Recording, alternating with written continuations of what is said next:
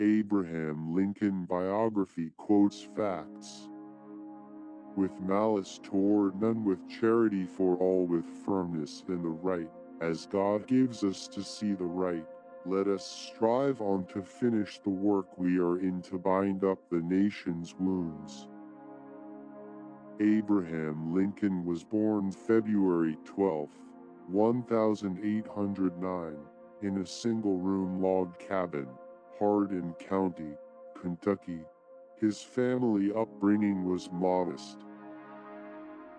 Parents from Virginia were neither wealthy or well-known.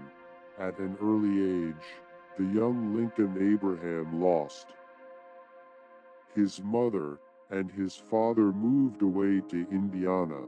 Abraham had to work hard splitting logs and other manual labor, but he also had a thirst for knowledge and worked very hard to excel in his studies.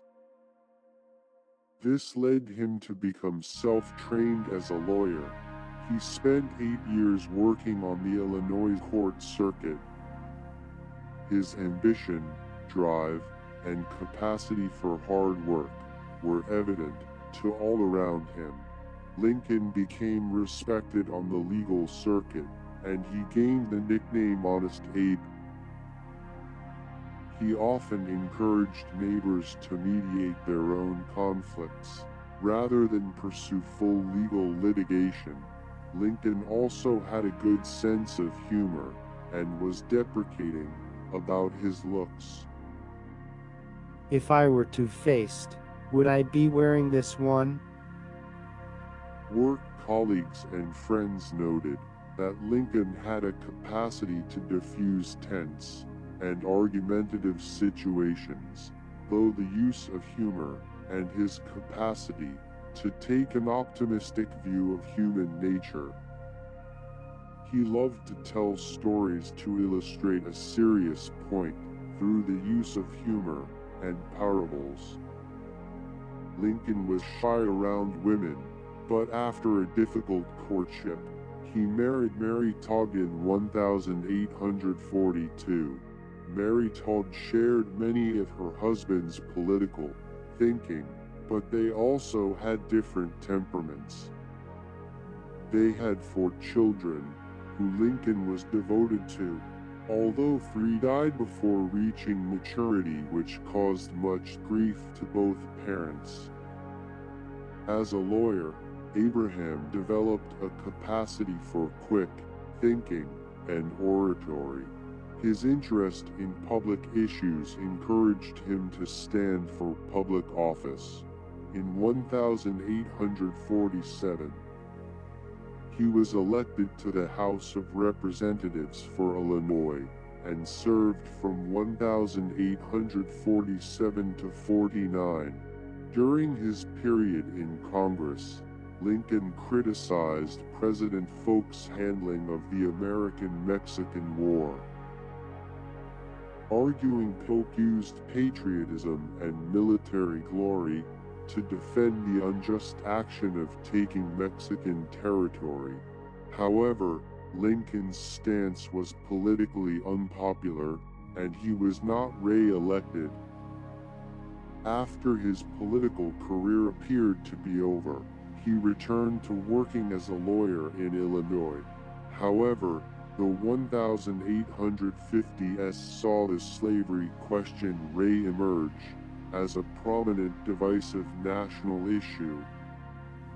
Lincoln abhorred slavery, and from a political perspective wished to prevent slavery being extended and ultimately be phased out. He gave influential speeches, which drew on the Declaration of Independence to prove the Founding Fathers had intended to stop the spread of slavery. In particular, Lincoln used a novel argument that although society was a long way from equality, America should aspire towards the lofty statement in the Declaration of Independence. We hold these truths to be self-evident, that all men are created equal. Lincoln had a strong capacity for empathy. He would try to see problems from everyone's point of view, including Southern slaveholders. He used this concept of empathy to speak against slavery. I have always thought that all men should be free, but if any should be slaves, it should be first those who desire it for themselves, and secondly, those who desire it for others. When I hear anyone arguing for slavery, I feel a strong impulse to see it tried on him personally.